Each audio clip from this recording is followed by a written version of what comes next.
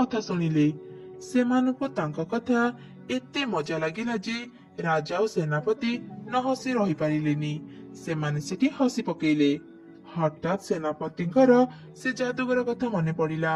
ସେ ରାଜାକୁ କହିଲା, ମହାରାଜ, ଆପଣଙ୍କର ନିଜ ରୂପ ଫେରିବା ମନ୍ତ୍ର ମନେ ଅଛି ନା? ରାଜା ବି ସେତେବେଳକୁ ସେ ମନ୍ତ୍ରକୁ ଭୁଲି ସାରିଥିଲେ। ରାଜା ଓ ସେନାପତି ଚିନ୍ତାରେ ପଡିଗଲେ। ସେମାନେ କଣ କରିବେ କିଛି ବୁଝିପାରିଲେନି। ରାଜା ଓ ସେନାପତି ପ୍ରାସାଦ ଭିତରକୁ ଯିବା ସମୟରେ ସୈନ୍ୟମାନେ ସେମାନଙ୍କୁ ବଗ ଭାବି ସେଠାରୁ ବାହାର କରିଦେଲେ। ବିଚରା ରାଜା ଓ ମନ୍ତ୍ରୀ ରାଜପ୍ରସାଦ ବାହାରେ ରହିଲେ। ସୈନ୍ୟମାନେ ରାଜା ଓ ସେନାପତିଙ୍କୁ ପ୍ରାସାଦରେ ନ ପାଇ ଚାରିଆଡେ ଖୋଜିଲେ। ରାଜ୍ୟ ସାରା ଏ ଖବର ବ୍ୟାପିଗଲା ଯେ ରାଜା ଓ ସେନାପତି କେଉଁଆଡେ ଚାଲି ଯାଇଛନ୍ତି।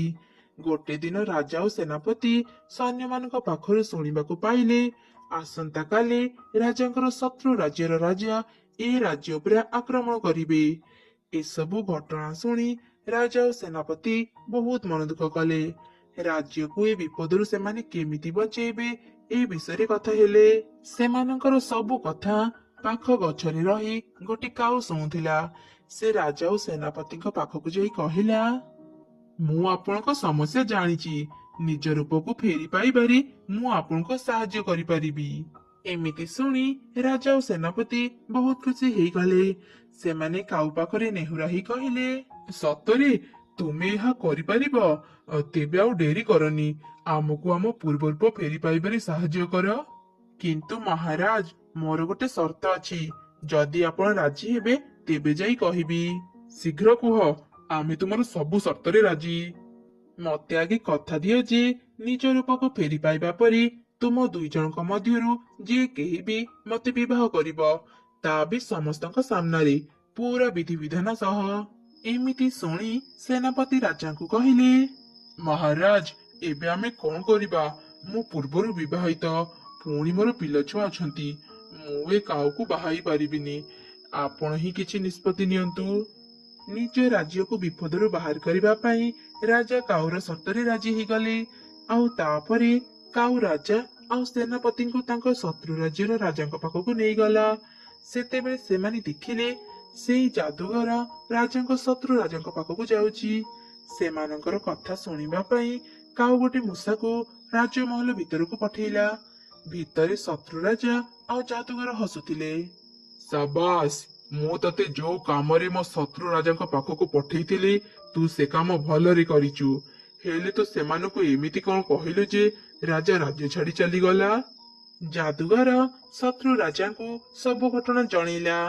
ମହାରାଜ, ସେ କୁହୁକ ମନ୍ତ୍ରକୁ କହି ଯେ ବି ଥରେ ପଶୁ କିମ୍ବା ପକ୍ଷୀ ରୂପକୁ ଆସିଯିବ ତାକୁ ନିଶ୍ଚୟ ହସ ଲାଗିବ। ଆଉ ଥରେ ଯଦି ସେ ହସିଦେଲା ତେବେ ସେ ସବୁଦିନ ପାଇଁ ସେ ମନ୍ତ୍ରକୁ ଭୁଲିଯିବ। ଆରେ ବାହ, ବହୁତ ବଢିଆ। ଆଚ୍ଛା, ସେ ମନ୍ତ୍ରଟା କଣ ଯାହା ସେମାନେ ଭୁଲିଗଲେ? ଯାଦୁଗର ରାଜାଙ୍କୁ ସେ ମନ୍ତ୍ର କହିଲା। ମୂଷା ସେମାନଙ୍କ ସବୁ କଥା ଶୁଣୁଥିଲା। ସେ ବାହାରକୁ ଯାଇ କାଉକୁ ସବୁ ଘଟଣା ଜଣେଇଲା। କାଉ ରାଜା ଓ ସେନାପତିଙ୍କୁ ଏକଥା କହିଦେଲା। ରାଜା ଓ ସେନାପତିଙ୍କର ସେ ମନ୍ତ୍ର ମନେ ପଡିଗଲା। ସେମାନେ ସେ ମନ୍ତ୍ର କହି ନିଜ ରୂପକୁ ଫେରି ଆସିଲେ ଆଉ ନିଜ ରାଜ୍ୟକୁ ଫେରିଗଲେ। ରାଜା ଓ ସେନାପତିଙ୍କୁ ଫେରି ଆସିବା ଦେଖି ରାଜ୍ୟ ସାରା ଲୋକେ ଖୁବ ଖୁସି ହେଇଗଲେ। ଶତ୍ରୁ ରାଜା ଯେତେବେଳେ ଏକଥା ଜାଣିଲେ ଭୀମପୁର ରାଜ୍ୟର ରାଜା ଫେରି ଆସିଛନ୍ତି, ସେ ଭୟରେ ଆଉ ଆକ୍ରମଣ ନ କରି ସେଠାରୁ ଫେରିଗଲେ। ରାଜ୍ୟ ସାରା ଲୋକେ ଶାନ୍ତିରେ ନିଶ୍ୱାସ ମାରିଲେ। ସେଦିନ ରାତିରେ କାଉ ରାଜାଙ୍କ ପାଖକୁ ଗଲା ଆଉ ତାଙ୍କ ବାହାଘର କଥା କହିଲା। ରାଜା ତ କାଉକୁ କଥା ଦେଇ ସାରିଥିଲେ। ସେ ବହୁତ ସଚୋଟ ଥିଲେ। ସେ ଆଉ କରିବେ କଣ? ପରଦିନ ରାଜା ଘୋଷଣା କଲେ ସେ ଗୋଟେ କାଉକୁ ବାହା ହେବେ। ଏ କଥା ଜାଣିଲା ପରେ ରାଜ୍ୟ ସାରା ଲୋକ ରାଜାଙ୍କ ବାହାଘରରେ ଯୋଗ ଦେଲେ। ରାଜା ଗୋଟେ କାଉକୁ ବାହା ହେଉଛନ୍ତି, ହେଲେ କଣ ପାଇଁ? ସମସ୍ତଙ୍କ ମନରେ ଏମିତି ଚିନ୍ତା ଥିଲା। ବିଧି ବିଧାନ ସହ ରାଜା ସେ କାଉକୁ ବାହା ହେଲେ। ବାହାଘରର କିଛି ମୁହୂର୍ତ୍ତ ପରେ ହିଁ କାଉ ଗୋଟେ ସୁନ୍ଦର ଯୁବତୀରେ ପରିଣତ ହେଇଗଲା। ଏମିତି ଦେଖି ସମସ୍ତେ ଆଶ୍ଚର୍ଯ୍ୟ ହେଇଗଲେ। ସେ ସୁନ୍ଦର ଯୁବତୀଟି ରାଜାଙ୍କୁ କହିଲା, ମହାରାଜ, ମୁଁ ଗୋଟେ ରାଜକୁମାରୀ। ମୁଁ ଯେତେବେଳେ ଛୋଟ ଥିଲେ ଗୋଟେ ରାକ୍ଷସୀ ମତେ ଚୋରି କରି ନେଇ ଯାଉଥିଲା, ହେଲେ ମୋ ବାପାଙ୍କର ସୈନ୍ୟମାନେ ତାକୁ ମାରିଦେଲେ। ମରିବା ପୂର୍ବରୁ ସେ ମତେ ଗୋଟେ ଅଭିଶାପ ଦେଲା। ଆଉ ମତେ କାଉ କରିଦେଲା। ବହୁତ ବର୍ଷ ଯାଏ ମୁଁ ଏଭଳି କାଉ ରୂପରେ ଥିଲି। ଦିନେ ମୁଁ ଜଣେ ସନ୍ନ୍ୟାସୀଙ୍କୁ ଭେଟିଲି। ସେ ମୋର କଷ୍ଟ ଦେଖି ମତେ ଏ ଅଭିଶାପରୁ ମୁକ୍ତ ହେବା ପାଇଁ ଏକ ଉପାୟ କହିଥିଲେ। ଯିଏ ବି ମତେ ବିନା ଦ୍ୱନ୍ଦ୍ୱରେ ସମସ୍ତଙ୍କ ସାମ୍ନାରେ ବାହା ହେବ, ମୁଁ ପୂର୍ବ ରୂପକୁ ଫେରି ପାଇବି। ମୁଁ ଆପଣଙ୍କ ପୂର୍ବରୁ ବହୁତ ଜଣଙ୍କୁ ସାହାଯ୍ୟ କରିଥିଲି, ହେଲେ ସେମାନଙ୍କ କାମ ସରିଲା ପରେ କେହି ବି ମତେ ବାହା ହେବାକୁ ରାଜି ହେଲେ ନାହିଁ। ତାପରେ ମୁଁ ଆପଣଙ୍କୁ ଭେଟିଲି, ଆଉ ଆଜି ଆପଣଙ୍କ ପାଇଁ ମୁଁ ମୋ ପୂର୍ବ ରୂପକୁ ଫେରି ପାଇଲି। ରାଜା ଏକ ସୁନ୍ଦରୀ ସ୍ତ୍ରୀ ପାଇ ଖୁବ୍ ଖୁସି ହେଇଗଲେ। ଏମିତି ସେମାନେ ରାଜା ରାଣୀ ହେଇ ଖୁସିରେ ନିଜ ରାଜ୍ୟ ଚଳେଇଲେ। ବହୁତ ଦିନ ତଳେ ନୟନପୁର ନାମରେ ଗୋଟିଏ ଗାଁ ଥିଲା। ଗାଁରୁ କିଛି ଦୂରରେ ଗୋଟେ ଘଞ୍ଚ ଜଙ୍ଗଲ ଥିଲା। ଲୋକେ କୁହନ୍ତି ସେ ଜଙ୍ଗଲକୁ ଯିଏ ବି ଯାଏ ସିଏ ଆଉ ଫେରେନି। ସେଥିପାଇଁ ଗାଁ ଲୋକେ ଭୟରେ ସେ ଜଙ୍ଗଲକୁ ଯାଆନ୍ତି ନାହିଁ।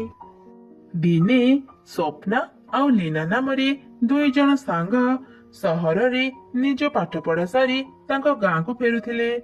ସେମାନେ ସେ ଜଙ୍ଗଲ ବିଷୟରେ କିଛି ବି ଜାଣିନଥିଲେ। ଦୁଇ ସାଙ୍ଗ ଜଙ୍ଗଲ ରାସ୍ତା ଦେଇ ଗାଁକୁ ଫେରୁଥିଲେ। ହଠାତ୍ ସେମାନେ ଦୁଇଟି ରାସ୍ତା ଦେଖିଲେ। ଆରେ ଲୀନା, ଏଠି ତ ଦୁଇଟି ରାସ୍ତା ଅଛି। ଆମେ କୋଉ ରାସ୍ତାରେ ଘରକୁ ଯିବା? ଦୁଇ ସାଙ୍ଗ ଏମିତି ଚିନ୍ତା କରିବା ସମୟରେ ଜଣେ ଦେବୀ ତାଙ୍କ ସାମ୍ନାରେ ଆବିର୍ଭାବ ହେଲେ ଆଉ କହିଲେ, ମୋ ଜଙ୍ଗଲରେ ତମମାନଙ୍କୁ ସ୍ୱାଗତ। ମୁଁ ଏ ଜଙ୍ଗଲର ଦେବୀ। ଏଇ ଦୁଇଟି ରାସ୍ତା ମଧ୍ୟରୁ ଗୋଟିଏ ଭଲ ଆଉ ଗୋଟେ ଖରାପ। ଭଲ ରାସ୍ତାରେ ଗଲେ ତମେ ଗୋଟେ ବୁଢୀ ଲୋକକୁ ପାଇବ। ସେ ତମକୁ ଭଲ ଭଲ ଜ୍ଞାନ ଆଉ ଉପଦେଶ ଦେବ, ହେଲେ ତମକୁ ତାର ସବୁ କାମ କରିବାକୁ ପଡିବ। ଆଉ ଖରାପ ରାସ୍ତାରେ ଗଲେ କଣ ହେବ? ଖରାପ ରାସ୍ତାରେ ଗଲେ ତମେ ଗୋଟେ ପିଶାଚୀକୁ ପାଇବ। ତା ପାଖରେ ବହୁତ ଧନ ସମ୍ପତ୍ତି ଅଛି। ସେ ତମକୁ ବହୁତ ସୁନା ଟଙ୍କା ଦେବ। ଏବେ ତମେ ଦୁଇ ଜଣ ନିଷ୍ପତ୍ତି ନିଅ ଯେ ତମେ ମାନେ କୋଉ ରାସ୍ତାରେ ଯିବ। ମୁଁ ତ ଖରାପ ରାସ୍ତାରେ ଯିବି। ଆଜିକାଲି ଟଙ୍କା ନହେଲେ କିଛି କାମ ହେଉନି। ମୋର ସେ ଜ୍ଞାନ ଦରକାର ନାହିଁ। ମୁଁ ତ ପିଶାଚୀ ପାଖରୁ ସୁନା ଟଙ୍କା ଆଣିବି। ଆଉ ସ୍ୱପ୍ନା, ତୁ କୋଉ ରାସ୍ତାରେ ଯିବୁ? ମୁଁ ଭଲ ରାସ୍ତାରେ ଯିବି। ମୋ ମା ମତେ ପିଲାଦିନରୁ ଶିଖେଇଛନ୍ତି, ଦୁନିଆରେ ଜ୍ଞାନ ଠାରୁ ବଡ ଆଉ କିଛି ନୁହଁ। ଏମିତି ଦୁଇ ସାଙ୍ଗ ନିଜ ନିଜ ରାସ୍ତାରେ ଚାଲିଗଲେ। ସ୍ୱପ୍ନା ଭଲ ରାସ୍ତାରେ ଗଲା ଆଉ ଲୀନା ଖରାପ ରାସ୍ତାରେ ଗଲା। ସ୍ୱପ୍ନା କିଛି ଦୂର ଗଲା ପରେ ଜଣେ ବୁଢୀ ସ୍ତ୍ରୀ ଲୋକକୁ ଦେଖିଲା। ସେ ବହୁତ ଦୁର୍ବଳ ଦେଖାଯାଉଥିଲେ। ସେ ବୁଢୀ ଲୋକଟି ସ୍ୱପ୍ନାକୁ ତା ଘରର କାମ କରିବା ପାଇଁ କହିଲା। ସ୍ୱପ୍ନା ବି ଖୁସି ଖୁସି ସେ ବୁଢୀ ଲୋକଟିର ସବୁ କାମ କରିଦେଲା। ସ୍ୱପ୍ନାର ଭଲ ଗୁଣ ଦେଖି ସେ ବୁଢୀ ଗୋଟେ ସୁନ୍ଦର ପରୀରେ ବଦଳିଗଲା। ସ୍ୱପ୍ନା, ମୁଁ ତୋ ଉପରେ ବହୁତ ଖୁସି। ମୁଁ ତୋର ପରୀକ୍ଷା କରୁଥିଲି। ଏମିତି କହି ସେ ପରୀ ସ୍ୱପ୍ନାକୁ ଭଲ ଭଲ ଜ୍ଞାନ ଆଉ ଉପଦେଶର କଥା କହିଲା। ସେପଟେ ଲୀନା ଖରାପ ରାସ୍ତାରେ ଯାଉ ଯାଉ ଗୋଟେ ପିଶାଚୀକୁ ପାଇଲା। ପିଶାଚୀ ଲୀନାକୁ ଦେଖି କହିଲା, ମୁଁ ଜାଣିଛି ତୁ ଏଠାକୁ ସୁନା ଟଙ୍କା ନେବାକୁ ଆସିଛୁ। ଏହି ଗୁମ୍ଫା ଭିତରେ ବହୁତ ସୁନା ଟଙ୍କା ଅଛି, ହେଲେ ତୁ ଗୁମ୍ଫା ଭିତରକୁ ଯିବା ପୂର୍ବରୁ ଗୋଟେ କାଗଜରେ ତତେ ଦସ୍ତଖତ କରିବାକୁ ପଡିବ। ଲୀନା ବହୁତ ଲୋଭୀ ଥିଲା। ସେ ସୁନା ଟଙ୍କା ପାଇବା ପାଇଁ ସେ କାଗଜକୁ ନ ପଢି ସେଥିରେ ଦସ୍ତଖତ କରିଦେଲା ଆଉ ଗୁମ୍ଫା ଭିତରକୁ ଚାଲିଗଲା। ହେଲେ ସେ ଗୁମ୍ଫା ଭିତରେ ବହୁତ ଗୁଡିଏ ମଣିଷ ମାନଙ୍କର କଙ୍କାଳ ପଡିଥିଲା। ସେଠାରେ ଗୋଟିଏ ବି ସୁନା ଟଙ୍କା ନଥିଲା। ହଠାତ୍ ସେ ପିଶାଚୀ ସେଠାକୁ ଚାଲି ଆସିଲା। କାଇଁ, ଏଠି ତ ଗୋଟିଏ ବି ସୁନା ଟଙ୍କା ନାହିଁ। ତୁମେ ମତେ ମିଛ କହିଲ। ହା ହା ହା, ମୁଁ ଗୋଟେ ପିଶାଚୀ। ମିଛ କହିବା ମୋର ଅଭ୍ୟାସ। ଏବେ ମୁଁ ତତେ ମାରିକି ଖାଇବି। ଏମିତି ଶୁଣି ଲୀନା ଖୁବ ଡରିଗଲା ଆଉ କହିଲା, ହେଲେ କଣ ପାଇଁ? ତୁମେ ମତେ ମାରିବା କଥା ତ ଆଗରୁ କହିନଥିଲ। ତୁ ବୋଧେ ଭୁଲି ଯାଉଛୁ, ତୁ ଖରାପ ରାସ୍ତାରେ ଆସିଛୁ। ଖରାପ ରାସ୍ତାରେ ଆସିଥିବା ଲୋକଙ୍କର କେବେ ଭଲ ହୁଏନି। ତୁ ବୋଧେ ସେ କାଗଜକୁ ଠିକରେ ପଢିନଥିଲୁ। ସେ କାଗଜରେ ଲେଖା ଥିଲା, ଯଦି ତୁ ଏ ଗୁମ୍ଫା ଭିତରେ ସୁନା ଟଙ୍କା ନ ପାଇବୁ, ମୁଁ ତତେ ମାରି ଖାଇଦେବି। ଲୋଭରେ ଲିନା ସେ କାଗଜକୁ ଠିକରେ ନ ପଢି ସେଥିରେ ଦସ୍ତଖତ କରିଦେଇଥିଲା। ଲିନା ନିଜର ଭୁଲ ବୁଝିପାରି ଖୁବ୍ କାନ୍ଦିଲା, ହେଲେ ତାର ଫେରିବାର ରାସ୍ତା ଆଉ ନଥିଲା। ପିଶାଚି ଲିନାକୁ ମାରି ଖାଇଦେଲା। ସେପଟେ ଭଲ ଭଲ ଜ୍ଞାନ ଆଉ ଉପଦେଶ ପାଇ ସ୍ୱପ୍ନା ବାହାରକୁ ଆସି ତା ସାଙ୍ଗକୁ ଅପେକ୍ଷା କଲା। ଜଙ୍ଗଲର ଦେବୀ ଲିନା ସହ ଯାହା ବି ଘଟିଲା ସବୁ କଥା ସ୍ୱପ୍ନାକୁ କହିଲେ। ନିଜ ସାଙ୍ଗର କଥା ଜାଣି ସ୍ୱପ୍ନା ବହୁତ ମନ ଦୁଃଖ କଲା। ଜଙ୍ଗଲର ଦେବୀ କହିଲେ, ଝିଅ ତୁ ମନ ଦୁଃଖ କରନି, ସମସ୍ତେ ନିଜ ନିଜ କର୍ମର ଫଳ ପାଇଥାନ୍ତି। ଏ ଜଙ୍ଗଲକୁ ଆସୁଥିବା ଅଧିକାଂଶ ଲୋକ ସୁନା ଟଙ୍କା ଲୋଭରେ ଖରାପ ରାସ୍ତାରେ ଯାଇଥାନ୍ତି। ଖରାପ ରାସ୍ତାରେ ଯାଉଥିବା ଲୋକଙ୍କର କେବେ ଭଲ ହୁଏନି। ସେଥିପାଇଁ କେହି ବି ଆଜି ଯାଏଁ ସେ ଖରାପ ରାସ୍ତାରୁ ଫେରି ନାହାନ୍ତି।